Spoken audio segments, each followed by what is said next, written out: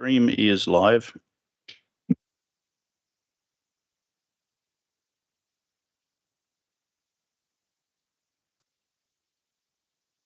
Right, call to order, councillors.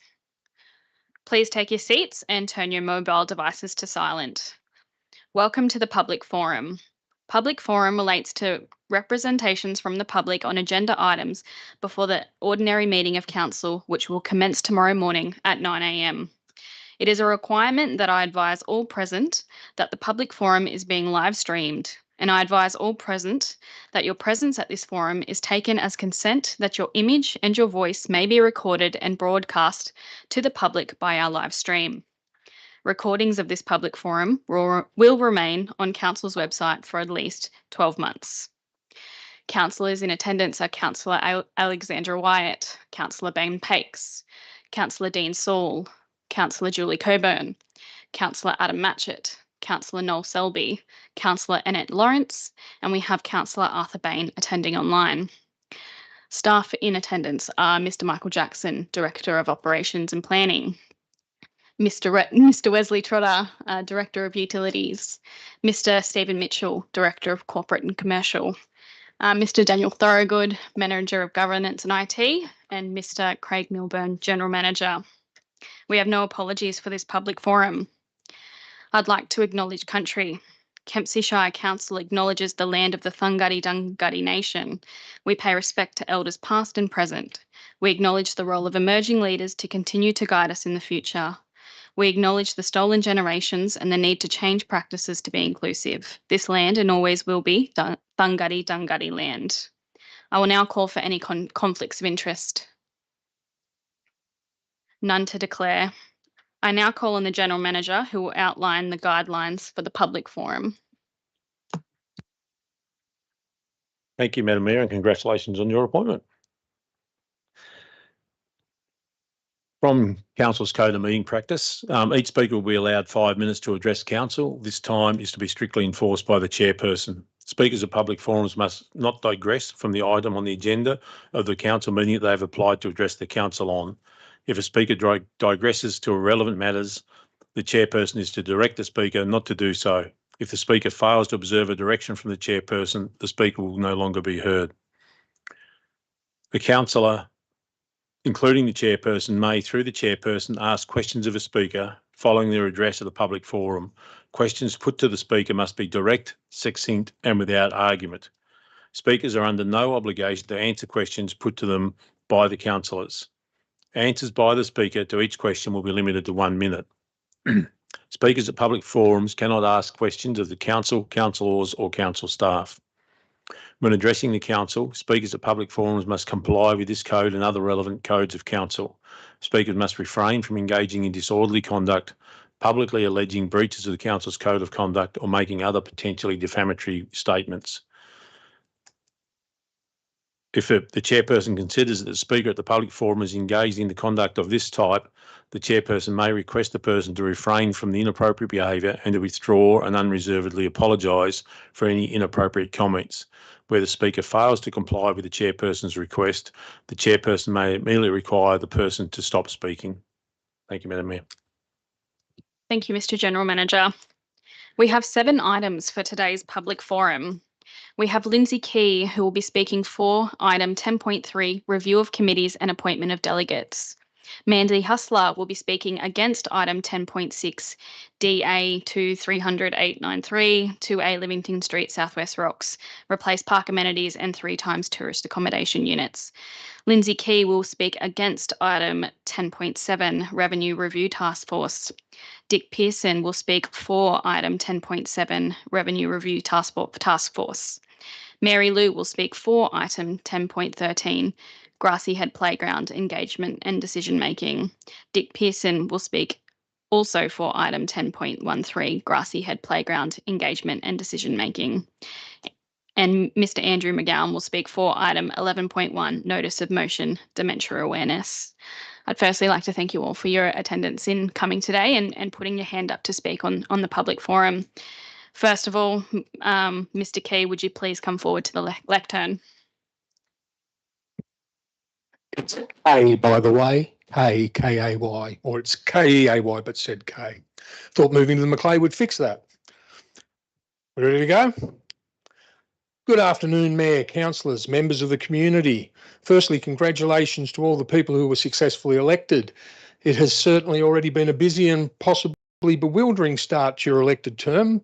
The wheels of governance do not stop. So tomorrow you will be called upon, among many other things, to vote for a deputy mayor and appoint councillors to committees and working groups. Indeed, the item 10.3, to which I hope to provide some guidance. There have been some revisions to the way the Office of Local Government views some of the committees, especially Section 355 committees. That can be found in the business papers 11.3.1 and 11.3.2. Hopefully councillors will have access to the electronic versions because 11.3.1 355 committee summary has the objectives truncated in the published papers. For the sake of clarity and necessarily, I only have 5 minutes. Allow me to address an overarching issue that affects many of the proposed appointments. In standing for council, many of you composed a list of your previous and ongoing good works. I started to do so myself, but as I considered these things, I was reminded that there are many others in the community who tirelessly provide volunteer service, possibly noteworthy being Leonie Capliero. Leonie has provided 30 years of devotion to the arts, prominently in organising the Macleay Silver Band. This was established in 1856 and may be the longest continuing silver band in Australia. As part of the 355 Committee for the Silver Band, the Richard Blight Music Centre was provided for the use of the silver band. The silver band, for whom the bandbox was originally intended, has a long and sad history of being made homeless. Unfortunately, the roof of the music centre started to leak over a decade ago. It was promptly reported, but no repairs were forthcoming. Consequently, black mould developed. This too was reported, but despite being treated, the leak was not. This eventually culminated in the black mould returning. Many historic antique instruments being damaged beyond repair, and worse, the health of the Silver Band volunteers being adversely affected. Poor reward for their service. The Richard Blight Music Centre, condemned. The Silver Band homeless once more. In selecting a person to this committee, consideration of this history needs to be acknowledged and a path forward promptly developed. Which sadly brings us to the Melville Community Hall, a facility established with grant funding in a grant that required the joint performance and supporting facility to be available for public access. Why, therefore, was the Kempsey Dancers Stedfield held at the St Columba's Anglican School facility in Port Macquarie? Would it surprise you to learn that it was because the roof leaked? And there is a black mould problem, a sad theme, especially as, according to the business papers, there has been a previous council vote to hand it over to the Department of Education, depriving the community of the facility permanently rather than merely temporarily. Effective action is immediately required, and I would urge councillors to consider, as is your prerogative, reversing this handing over of a scarce community asset to the Department of Education. As I appeared focused on the arts, let us move on to the Mid-North Coast Regional Arts Board. The sadly depreciated facilities which featured in my previous items have been of considerable service to the provision of events focusing on youth participation. This is a key part of effective crime prevention programs. In the case where these facilities are currently unavailable, we must attempt to lean heavily upon the state government funded opportunities offered via this forum. Another case of a councillor requiring solid abilities to deliver outcomes. These committees are about maintaining the provision of community services, often with the extensive input of volunteers. We need to focus on preserving the physical facilities and community organisations already in place, rather than engaging in new expenditures to replace that which could still be of service.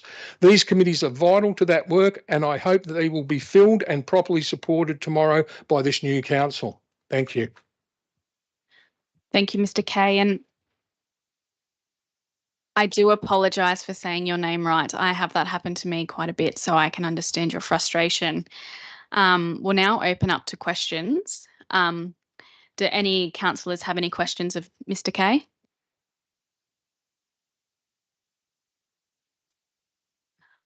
Thank you, Mr. Kay. Mandy Hustler, would you come to the lectern?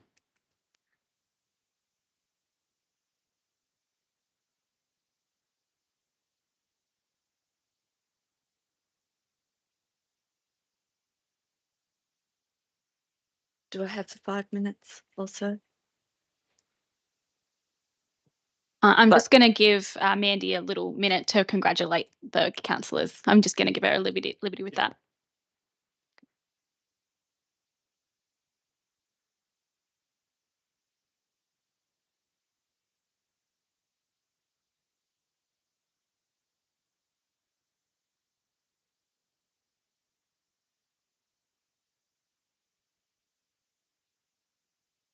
Madam Mayor and councillors, congratulations on your success at being elected to council. Well done.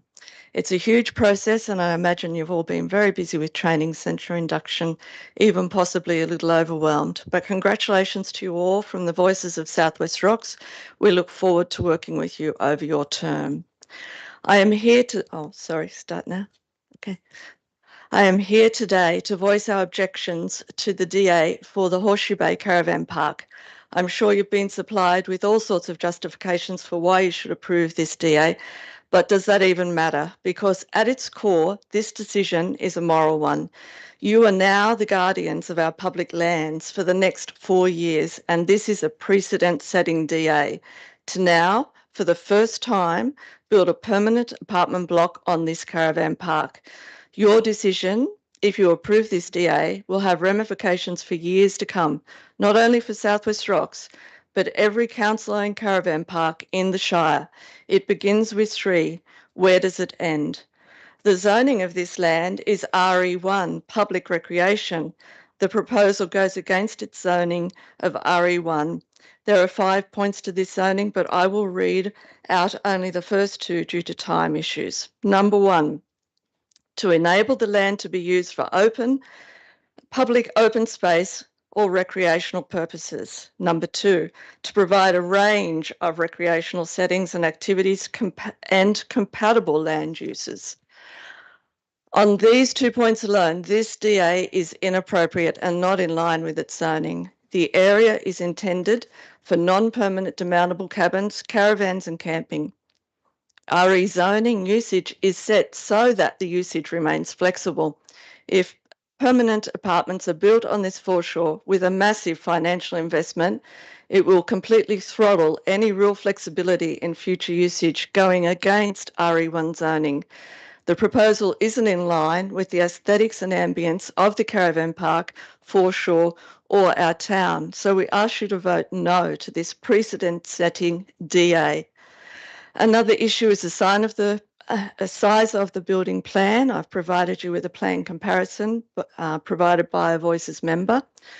The new apartments and building and amenities building is considerably bigger in bulk and mass, as well as possibly around 1.5 metres higher than the existing amenities.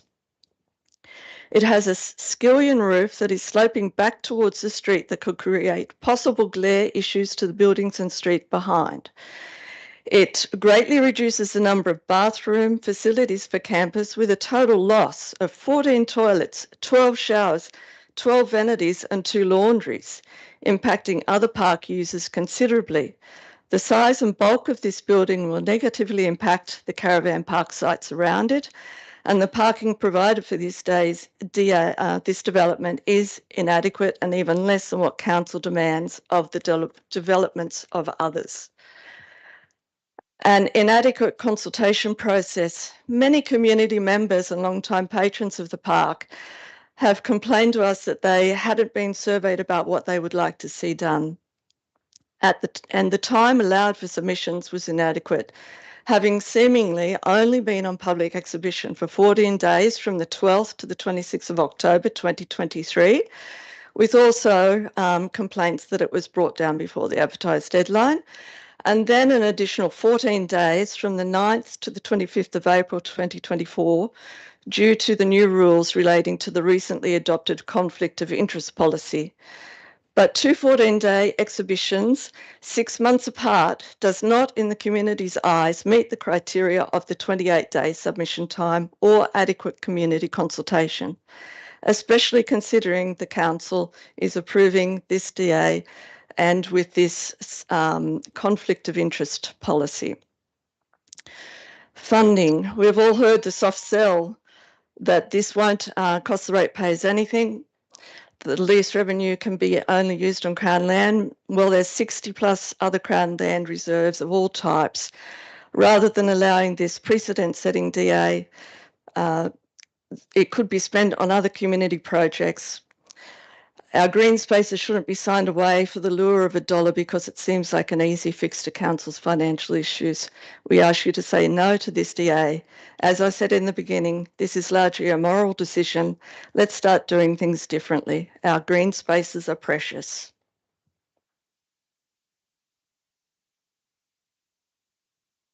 Thank you. Do any councillors have any questions? Councillor Coburn. Thank you. Thanks, Mandy. Thank you for that interesting information. A question that I have for you, have you seen at any time a condition report on the current amenities building? No, I haven't. So, I'm not sure whether it was supplied within. I didn't see it though. Okay, and just a follow-up question to that. Do you think that the existing amenities building could be made or improved in its current form?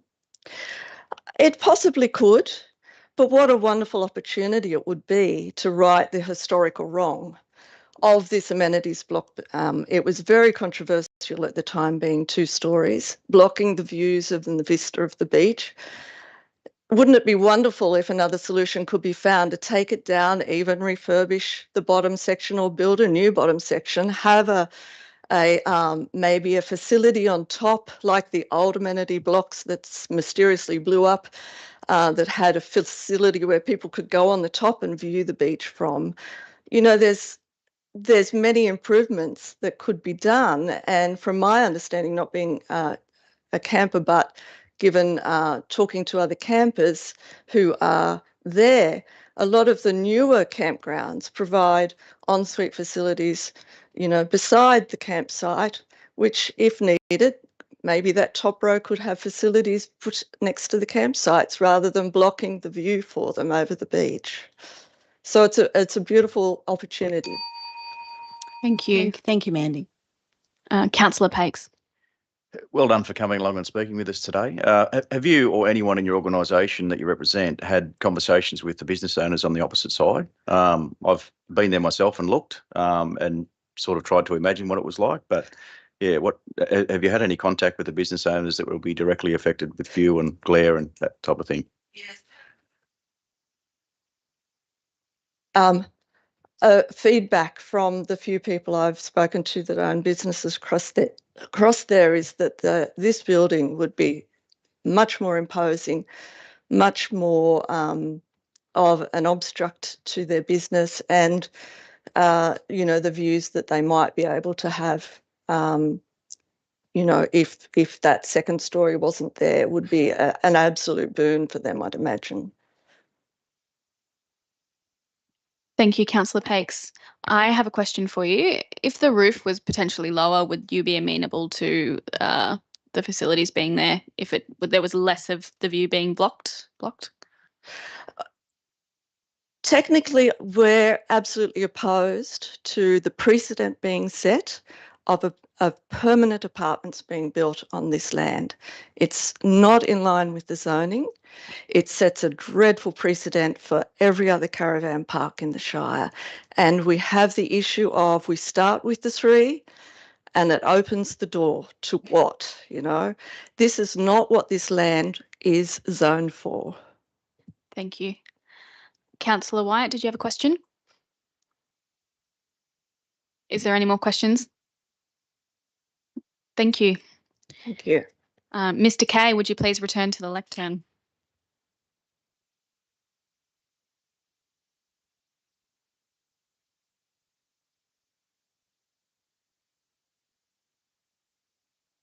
Salutations again, Mayor, councillors, members of the community. I hope that there is still some room left in your considerations, as this is the real meat of your role going further.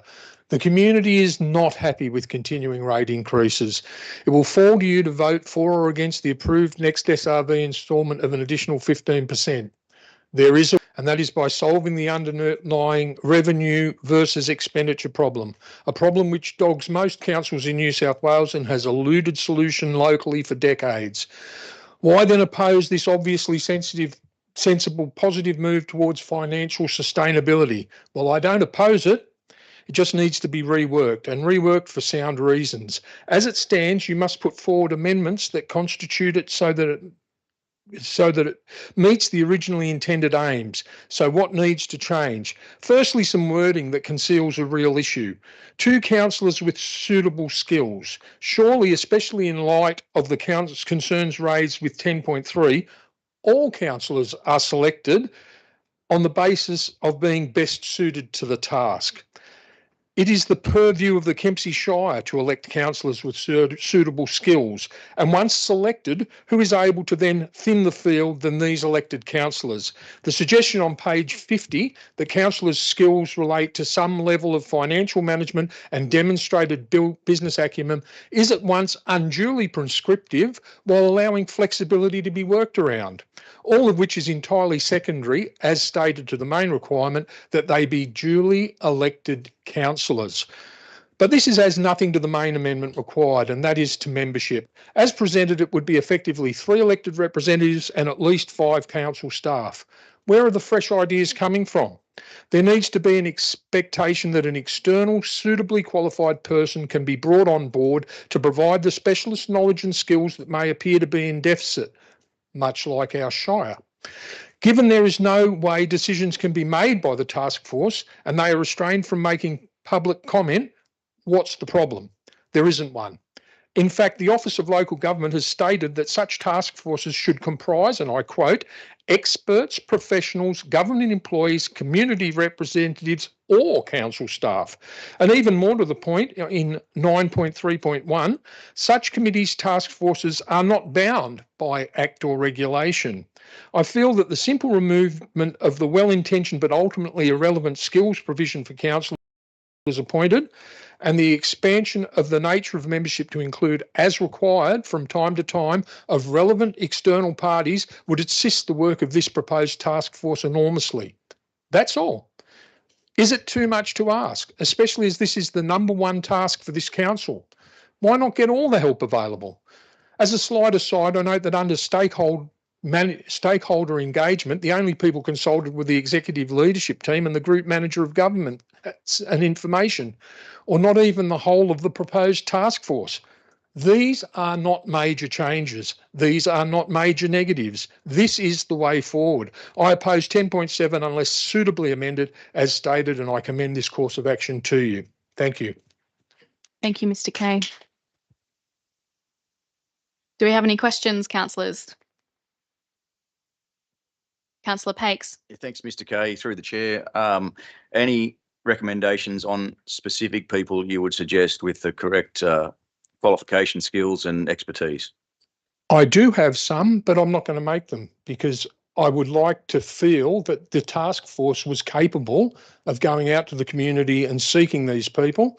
And it's not to me to constrain the field at this forum, is my feeling. If you want to, as the task force, come to me and ask me who I think is appropriate, then I'll be happy to engage at that point, along with presumably the rest of the community. It's not just up to me, as has been pointed out to me by this council. Thank you, Mr. Kay. Do we have Councillor Wyatt? Yeah, thank you. So you're asking for external representation. Do you think this should be a remunerated role or volunteer or both? I believe that there are volunteers available, and given the financial straits of the council, then they would probably be the first choice. But if they were not the right people and they did not have the right skills, then surely this is money well invested, although that would be my second choice personally. Again, not my choice. It's up to the task force to determine what's appropriate. A follow-up question around the recruitment. So going out to the community, do you have any, like an EOI or a criteria? What would you suggest would be a good way to recruit, using principles around fairness, equity, skills, etc. How do you suggest that we recruit as people or person? Why not recruit ideas? Go out with we want to hear what you have to say and whether you think that you are an appropriate person. This is how people are elected to museum boards and or appointed to museum boards and similar positions, indeed even 355 committees. You go out to the community and you say, do you think you're an appropriate person? And if you put your hand up and you've got the qualifications that the task force require, you're in. But why not make it broader and suggest if you've got a solution, you might have come up with, the Kempsey chicken lottery, and that this will be a way of raising enormous amounts of funds for the council. I mean, it should all be open to engagement. And as our mayoral candidate from the Selby team said, not everyone knows everything, but everyone knows something. Thank you, Mr. Kay. Councillor Bain, did you have a question? Thank you, Madam Mayor. No, my question was going to be about that process, so that was answered. Thank you. Thank you. Councillor Wyatt. Sorry, follow-up question. So going out to the community and getting ideas, or going out to community, getting a representation. So if the ideas is one part, so you're thinking targeted recruitment onto that team, onto that task force? I'm open to all suggestions. I want us to solve the problem, and if there's a best way to do it, let's do it the best way. Because I'm trying to work this as a question. I'm trying to just unpack in my brain the difference between going out and consulting with the community to get ideas as opposed to recruiting someone with skills onto a task force, and whether to use and what recruitment process. And I think I'm hearing targeted recruitment. Question, Councillor So Wyatt. that's the question. Am I hearing targeted recruitment? Yes, you are, but qualified by I don't know. I don't have the answers to everything that needs to be developed, but it needs to be available to the task force rather than precluded in the first instance, which is all I'm asking in my amendment. Okay, thanks. Thank you, Mr. Kay. Councillor Pakes. Just one last question from me. What do you think is a reasonable timeframe once a committee like that's formed to be forward with some ideas that might develop going forward? What's a timeframe? What do you think is a timeframe for that committee you're suggesting? My personal time frame is immediately. First meeting, let's have at least some suggestions, because the vote for the 15% SRV approval, I don't know what the precise date of that is, but it's upon you. It's not like it's something you can kick down the road for 2 years. It's upon you. They need to be making these recommendations so that they can be considered as part of the process. And they're only recommendations. It's still up to the council to decide whether or not to move ahead with them. Thank you, Mr. Kay. Councillor Matchett. Yes, I just wanted to confirm, is your preference to see the community aspect of this panel, if we were to go ahead with that, is your preference to see a broad cross-section as there is with council, or people with specific qualifications and skills within the finance sector? Why not both? No, I think that if we go too broad, it will delay and withhold progress. We need to have, it does need to be targeted. I'm going to have to concede that, but I don't think it's up to me to frame that. I think that it needs to be a lot of wise heads, including the governance team, getting together and making wise decisions for the benefit of the community. Thank you, Mr. Kay. Do we have any more questions, councillors? Councillor Pakes. Yeah, apologies, Jenny. One more. Considering council is a major infrastructure delivery business, not exactly a business, but a government body, what are your thoughts on that part of the industry being represented specifically, given that's what we do? We do roads, we do infrastructure, etc. You've seemed to be speaking much about finance, the finance side of it, but yeah, what we do is deliver roads and both the services that we all need. What are your thoughts on that? Thanks for the question, Ben. Well, look, I think that even a basic understanding of the council's finances would show that 70% of our general fund is spent on roads. If we can make even a minor saving in roads, then that's going to move us a long way forwards towards the savings that we need to achieve as a shire. Now, if that means that we need to take into account people's expertise in engineering and road construction, as it would therefore save money, then definitely we need them on board. So that's why I really didn't want to be prescriptive. I'm sure that, as I say, wiser heads than me can get together and come up with, what needs to be targeted. But I really need to express that this is urgent, and the amendment that you need to make tomorrow is to allow them to be those sort of representatives. Thank you, Mr. Kay. Is there any more questions? No. Thank you. We now have Mr. Dick Pearson, who will speak for item 10.7, Revenue Review Task Force. I might just take that 30 seconds you offered to congratulate the new council and especially brand new councillors. You're up for a bit of a ride, I can assure you. Look, I'll give my spiel. I hope I might get enough time at the end to answer a couple of questions that were put to Lindsay. It is coincidental that we're both speaking on the same item, one supposedly for, one supposedly against, but we haven't colluded, but it's some say tomato, some say tomato. So I'm speaking in favour of the Revenue Task Force. It's a brilliant initiative. The wording of the terms of reference meet the 2024 resolution. I'm not convinced that it meets the intent of the resolution. Only Councillor Bain could comment on that. It seems to be focused on revenue only, particularly with the title, and it notes that expenditure reviews will be done by other mechanisms. I'm not sure it's wise to separate the two. I'll just focus on two areas of improvement, one being the focus of the task force and the other being the composition, which has been well discussed. I'd suggest the title of the task force be amended to Expenditure and Revenue. And I'd suggest that on the expenditure side of things, there's a real need to focus on the operational plan. My observations are that these ops plans are put in front of a council and then you've got to rubber stamp them and move forward. I don't know whether there's much time to look at them line by line. General fund, looking at that on the ops plan, what can be deleted and what might be postponed. Councillors need a starting point to make some informed decisions. I'm fairly critical of the Micromax 300 people phone survey that happens every couple of years. It's a community satisfaction survey.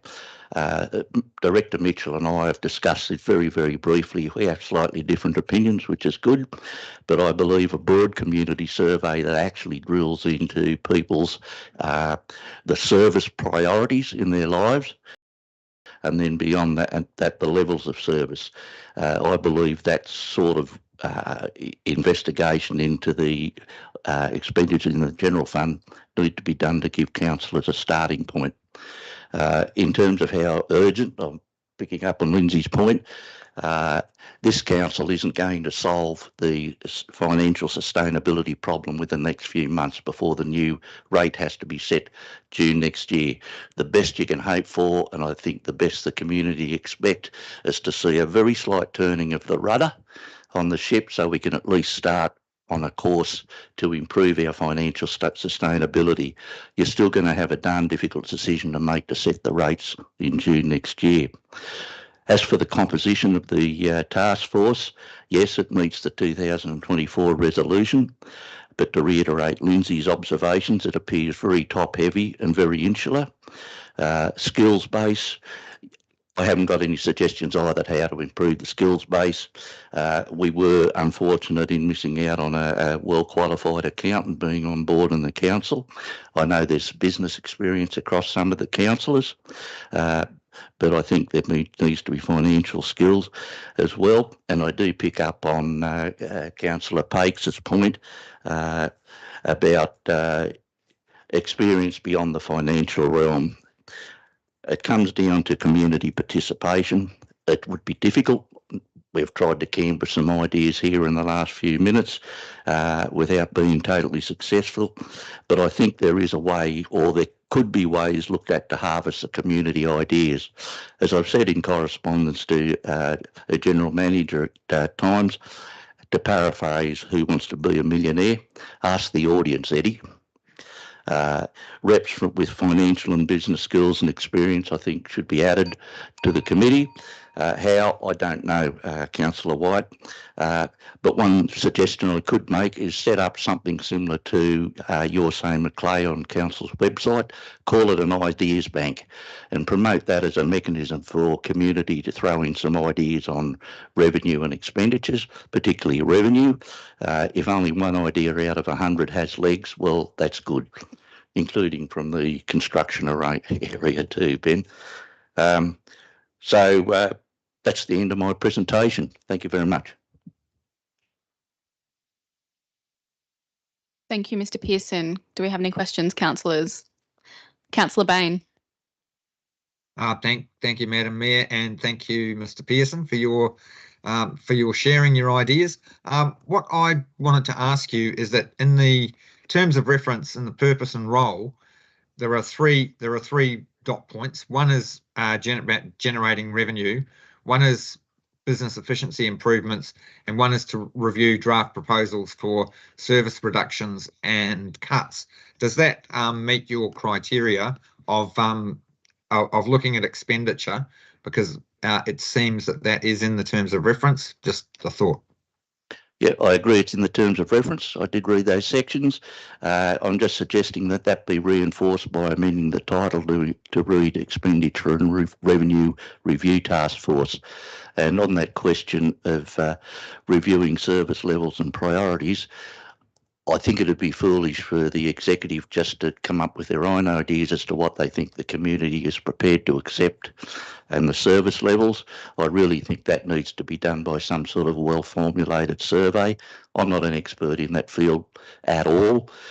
Perhaps firms like Micromex might be able to assist, but I certainly believe the existing 300 people phone survey, although it may be statistically correct, I don't think it gives councillors the appropriate level of information they need to start making decisions on what services could be looked at, reduced or kicked down the road. Thank you, Mr. Pearson. Any more questions, councillors? Mr. General Manager has a few words.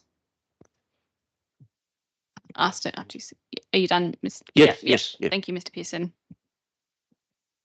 Yeah, thank you, Madam Mayor. I'll just clarify a couple of things for the public. Councillor Bain put this good suggestion forward in July. We actually discussed it beforehand as well. And at the July meeting, the council agreed with the suggestion from staff to include the review part, which was always targeted at expenditure. It was actually to look at expenditure and have that review, and hence the title was actually changed to the Revenue and Review Task Force. If it gets changed to Expenditure and Revenue Review, we won't lose any sleep over that whatsoever, but it's always intended to be, and as Councillor Bain just pointed out, those 3 dot points, it was always going to be about our revenue and our expenditure that needs to be looked at.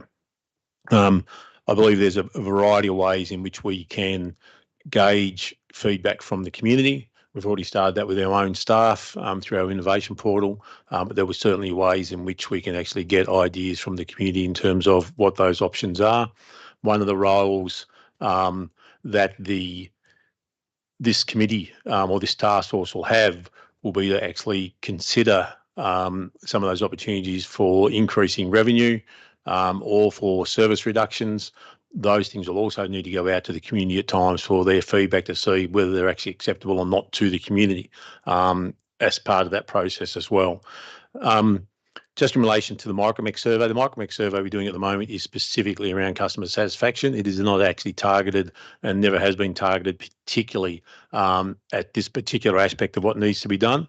Council does have up on its website at the moment the opportunity for people to participate in a survey on Your Say Macleay that looks at what we're doing and how we're doing things and that as well.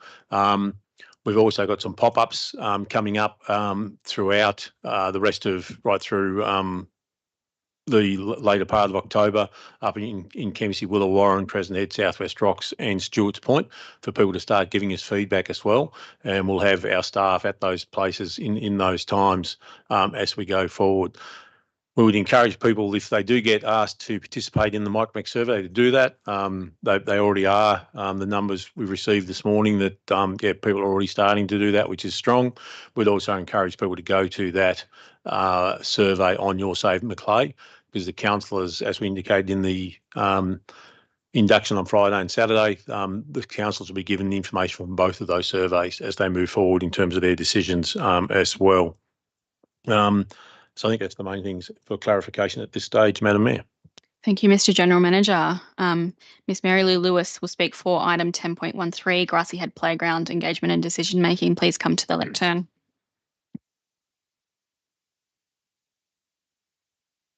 Thank you very much, and congratulations to everyone. It's really pleasing to see young people and more mature people together around the table. This is a great opportunity that you can actually make good, innovative changes that might lead Kempsey to a great local government area. We can really do this, and we're here to help you. So I'm speaking on behalf of Stewart's Point and District Community Organisation. We're known as SPADCO. It's a terrible name to change it. We can't. We've been going for 20 years this year, so we're about to have a celebration. Yeah, it's good. So I'm going to talk about the Grassy Head Playground issue, which occurred throughout last year. It came to a head and went forward in September just past, and we now have an almost complete playground. So I'm just going to give you a bit of background. And I want some clarification on the agenda that is put forward tomorrow night. So in the agenda, it explains that SPADCO had done a number of things, but in fact, SPADCO was not the primary mover on a lot of communication between the community and council. It was a very vocal community group known as Friends of Grassy Head. And they were the movers who put together the pick and tick form, and SPADCO was asked to review, and SPADCO was happy to assist and support them in their desire. It was a very vocal group, and it was a very emotive group. There were a lot of people who found that Grassy Head Beach was a very special place for them. It's a lovely little natural environment beach with no urban environment anywhere, no development anywhere, just a caravan park and grass and a grassy head and a beautiful beach. If you haven't been there, please visit. I'll just give you a bit of history to this park. In 2022, when I first started the role as SPADCO chair, I took a tour with the General Manager, Craig Milburn, and we looked at the condition of the park. And at that stage, it was falling apart. There were some barbecues and some parking bollards and a rough road.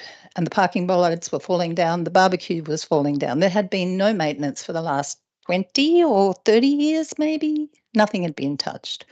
So I welcomed seeing in the DP and OP plan that money was being allocated to the playground at Grassy Head.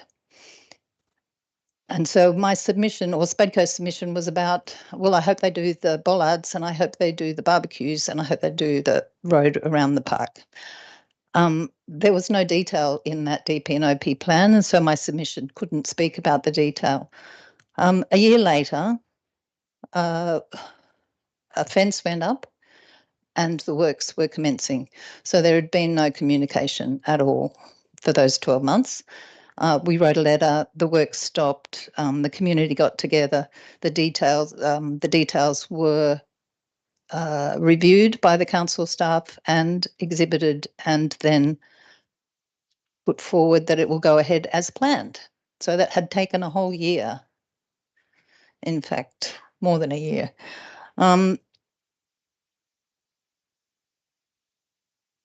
So it was very unfortunate that the final decision was at the August meeting, which was the last council meeting, and it had to be pushed forward because it wasn't a place for consideration. It was either approve it or stop it as it was designed, and there was no option. And as the the general manager pointed out, it was going to be a financial issue if we stopped it. So we've got a playground that a lot of people are not happy with, and it was a financial problem that ended up being the cause of it. So that was disappointing. I myself find this area beautiful, and it's very emotive. I can't speak properly. We were also promised an REF. I'd like to see the REF.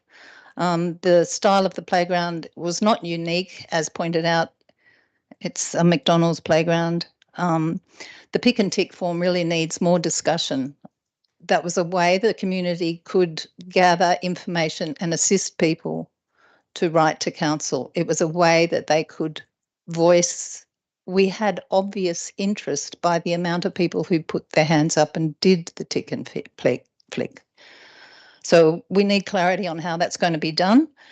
And just to follow, it was a grant. And I wonder if grants are sometimes the cause of a problem. Do we need it? Thank you, Ms. Lewis. Mrs. Lewis. Councillors, do we have any questions?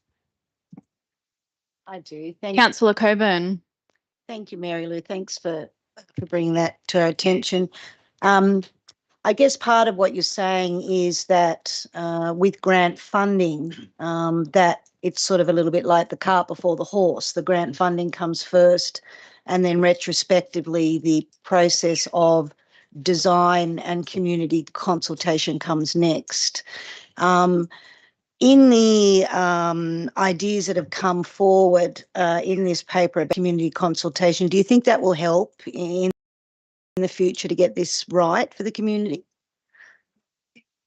I think the consultation process, if we work that out, it would be great, fantastic.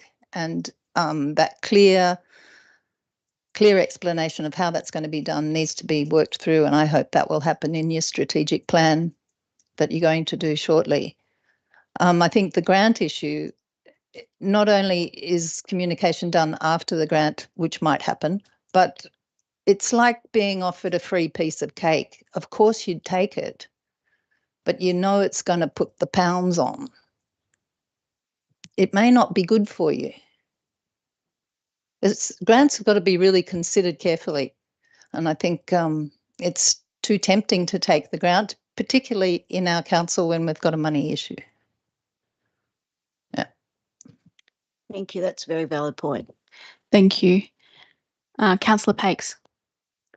Yeah, thanks for spending the time. Grassy Head's a place I went to as a 12-year-old, fantastic spot. I share your love of the place. Do you think this is a one-size-fits-all option for consultation? Do you think this project could be or the way consultation occurs, or what we suggest, or what's been suggested in the papers, is a lesson that we take forward to every project, or do you think it's site-specific to this project? Turn your light on. Good question. I think we can't do a general anything in Kempsey Council because every little pocket is different, whether the site's different or whether the community is different. Everything's got to be slightly directed towards the area and the people. Just on a supplementary, so the what, the why, and The how. the how much is that, or the how? I don't know. I want to simplify it and make it look like something's that we can actually, take forward, because it seems like this is a common theme around grants. Question, Councillor Pakes. You need to make that a question. So what are the three themes you'd put to something to go forward with? Three themes you might want to include. Yes, you mentioned the what, the why and the how. I think the why is really pertinent. Why do you need it? How is it going to be done? Who's going to deliver it? What are the impacts? Maybe. I'm not a communication expert. I don't know. Thank you. I have a question. Did you say in your speech that you went for a tour with Mr. Milburn and the playground did need replacing? Not the playground, no, the parking bollards and the barbecue needed replacing. Safe access to the beach needed to be done. And we talked about cycle riders going around the roads. There's lots of potholes. Thank you. Do any other councillors have any questions? Councillor Bain. Thank you. And thank you, Mary Lou, for taking the time. I'm interested, like Spadco's been around for 20 years. Can you give us an idea of maybe in the last couple of years how much grant money that Spadco has gained and what they've done to support community in Stewart's Point and districts, please? Just for context. Point of order. That question does not relate to Grassy Head Playground engagement and decision makings. It's not related to the item on the agenda. Sorry. Okay, thank you. Any other questions? Councillor Pakes. Yeah, just was there a master plan you were consulted with previous to this development occurring? And is there a master plan in place for the Grassy Head area No, or other places in which is in Spadco's? no. Okay. There is an opportunity for being Crown land that we have a management of intent being put on the list. And then we do have a lot of information that I am currently putting together to help council to make a plan of management, if that's possible. And I'll just ask your comment on the value of a master plan for getting the message out.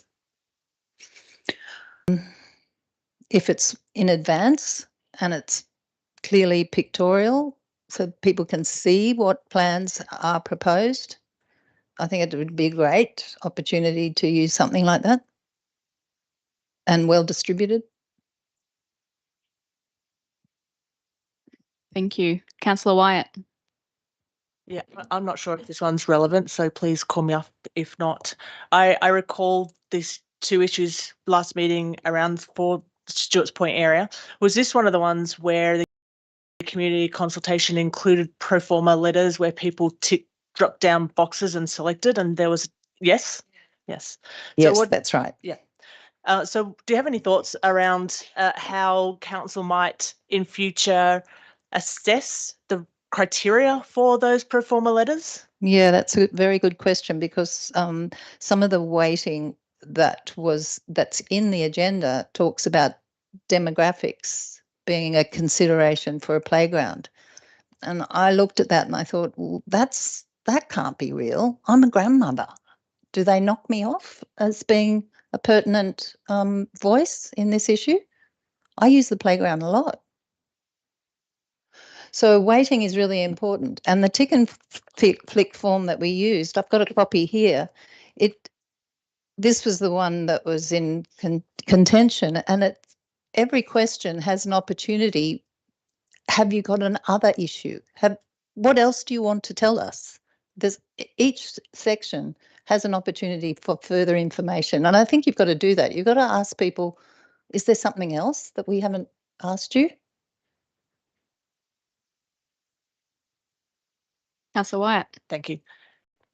So your intent of that form was to assist people that otherwise may not have been able to provide an input, and they did have an option to select different drop down questions in that form. Yeah, that's right. I think one of the problems we have at Stewart's Point is the possibility that people are apathetic, perhaps. People are too busy, perhaps. They haven't got the ability to use a computer because they're on that side of the mountain where there's no Wi-Fi. There's a lot of issues that to make it easy for people to communicate back to you guys. We're there to help you. We want to do it properly so that more voices are heard. Thank you. Councillor Lawrence. Thanks, Madam Mayor, and thanks, Mary Lou. I just had a quick question around, you mentioned that there are other groups in the area of Stewart's Point and that they weren't able to have much of a say on the project. Do you think that may have impacted the desired outcome of the project? You know, with everyone not working together, or knowing, you know what I mean, like knowing, where to sort of thing with the project as well. I'm not really sure because I didn't see the final numbers, so I don't know if they wrote in individually or if they used the pick and tick. So I'm not quite sure. Or I can only speak from what happened, from what came through SPADCO, really. And that's fine if people work outside SPADCO. That's fine. That's good, actually. But it did create an interest. The pick and tick created an interest. There were more people interested in this project than you can believe. Thank you. Councillor Coburn. So would you say ultimately that SPADCO was really more of the conduit for getting information out of people than the information on council's website? Bit tricky. I don't know who uses the website. I know some people do, a lot of people don't. Yeah. Okay, thank you. Thank you. That's all the questions. So thank you for your presentation. Thank you. We now have Mr. Pearson again speaking on the same topic. Please come forward. Thank you very much. This is deja vu all over again for me. I'm not focusing in on the Grassy Head Playground issue, but community engagement and decision making generally. Councillors, some of you councillors would know that I've been banging on this drum since 2017. And I know Councillor White certainly understands that. The review that's been put forward is excellent. It's extensive, it's open and it's honest. And there's a lot of valuable lessons to be learned. But if you consider this is really a repeat of the Crescent Head Shed debacle, of which lessons were to be learnt from that, I do honestly acknowledge the General Manager's comment after that particular instance that mistakes were made and that there were lessons to be learned. And I think a lot of people thought, great. So the Grassy Head Playground one seems not to have learned any lessons from the Crescent Head Shed incident. I don't believe there's a need to review the community engagement strategy. That strategy is fine as it is. It was an excellent parcel of work by Lyndall Harper. It's based on the IAP2 framework as best practice for engagement. It just needs to be applied. It just needs to be applied. It's not the councillor's job to apply it. It's staff job to provide it, and those that are responsible for project delivery.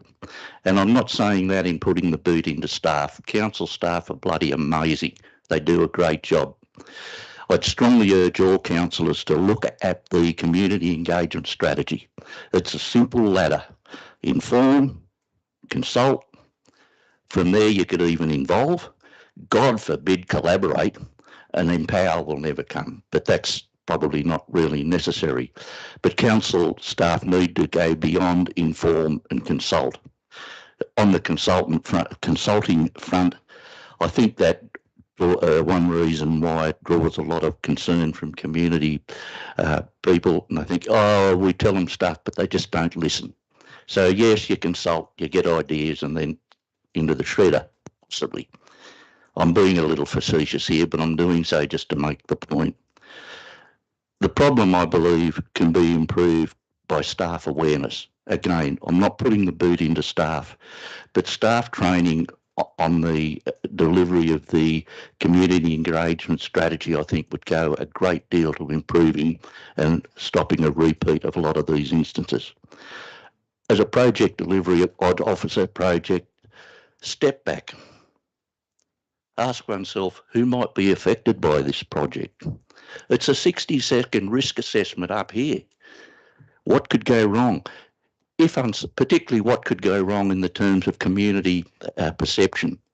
If uncertain, go and ask the group manager community partnerships. Hopefully they'll have the fingers on the pulse of what's happening in the community, what the issues are. and those sorts of things.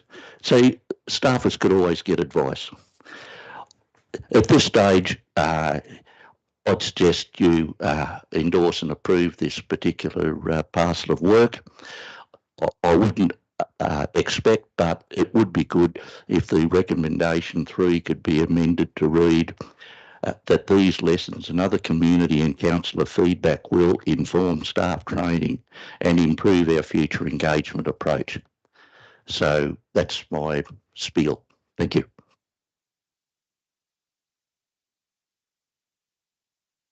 Thank you, Mr. Pearson. Do we have any questions, councillors? None. Thank you, Mr. Pearson. You can sit down. We now have Mr. Andrew McGowan, who will speak for item 11.1, notice of motion, dementia awareness. If I can take 30 seconds also.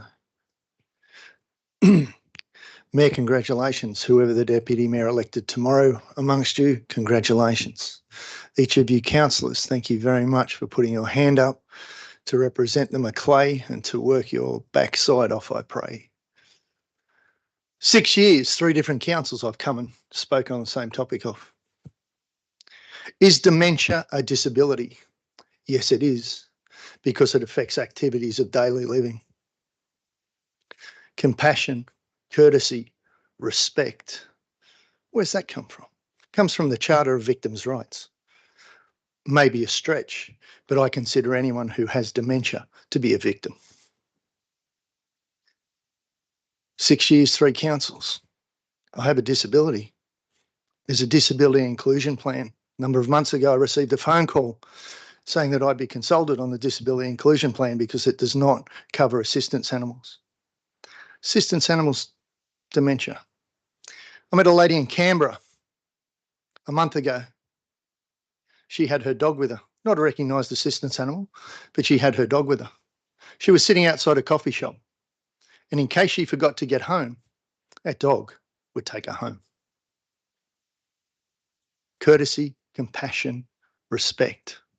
You get funding on a national level for a disability inclusion plan. The last time I was here at council, I asked for a copy of that plan and council workers didn't even know one existed. Courtesy, compassion and respect. In 2006, John Howard announced $1.9 billion funding to remove the stigma of mental health. How's that gone? Not very well. But you guys have a chance. You guys are at the coalface. You are in your community. You have a chance to remove the stigma of dementia and other disabilities and increase the quality of life of every person in this community who struggles every day. Do you know what? I drove from Canberra to talk here today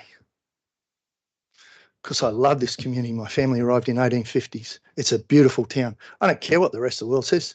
And I don't care what, South West Rocks calls Kempsey Dumpsey. I don't care what anybody else says. I don't care what Port Macquarie think of Kempsey. I love Kempsey. Kempsey's a good town with a good heart. I was talking to a man today who was president of the Apex Club. They were the first club, Kempsey, to raise money to put a defibrillator in an ambulance in New South Wales. The Apex Club in Kempsey would ask Port Macquarie how they were going. They didn't even half the money to put it. We got a great heart in this town, a beautiful heart. And I look at the way you're looking at me, and that shows me compassion, courtesy and respect. And I thank you for that. Using an assistance animal in the last 15 months, 80 times I've had my human rights violated on across a number of council areas. 18 times I've had the police called on me. Never been charged, never been put in a back of a paddy wagon, never even got to court. 6 years, 3 councils, same issue. In fact, the motion was made by Bruce Morris and seconded by Mayor Liz Campbell at the time to educate the community on assistance animals. I know a man in this community who gets harassed every time he takes his animal, tries to take his animal into a store. Now, he has some challenges communicating, but that shouldn't be up to him. Why do I have my dogs?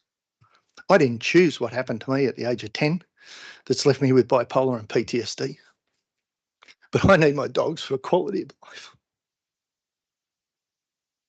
Some days are bloody hard. You imagine. Sorry, where am I? What was I saying? Where am I? You imagine not being able to grab the last thought in your mind, being out in the world. An assistance animal can do a couple of things for a person with dementia. One, it can distract them, maybe help them refocus. It can take them home. If a person has a routine when they come to town, that animal can be trained to take that person from activity to activity to activity to activity. They're there for comfort, support, love. Look at my 4 dogs. Each one of them has a different role.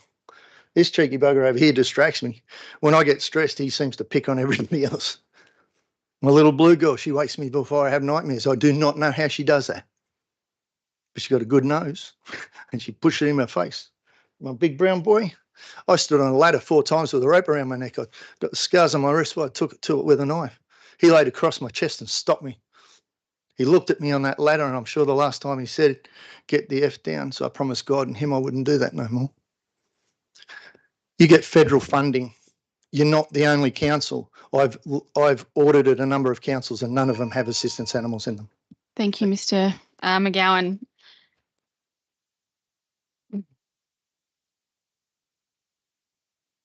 Councillor Pakes. Thanks for coming along and speaking with us. I love your passion. Anyone with a passion like that deserves to be listened to, well and truly. Is there any programs which has a colour-coded collar or some sort of tag that can be easily identified for that type of animal? So sorry, Councillor Pakes, this doesn't relate to Yes, it does. this motion. Well, it does. Because dementia is a disability. About dementia. It's about dementia awareness. And just through you, Mayor, the reason I say that is to identify the animal as being an assistance to someone with dementia. So that would be a awareness. Mr. McGowan. That's my understanding. thank you. There is state legislation and federal legislation, which is a bane of our life, but that's our federation. At the core, you identify an animal as an assistance animal as discrimination. Because see, my disability is invisible, dementia's invisible. So it does. I've had my dogs in high vis, I've had them in jackets. I could have put a neon sign on, I still get told you can't have your dog in here. I said, what about, and I've got more paperwork on them than me. I was born here, I don't even have a citizenship paper. Yeah, stupid is, stupid does. But sometimes it helps, but not always, no. Thank you. Are there any other questions? Thank you, Mr. McGowan. You can sit down. Thank you for listening. Thank you. I'd just like to thank all the speakers for coming along to speak tonight. It's a big deal to get up in front of people and put your ideas and your passions forward. It's the first engagement for the councillors in this term, and we really appreciate your attendance. I adjourn the meeting.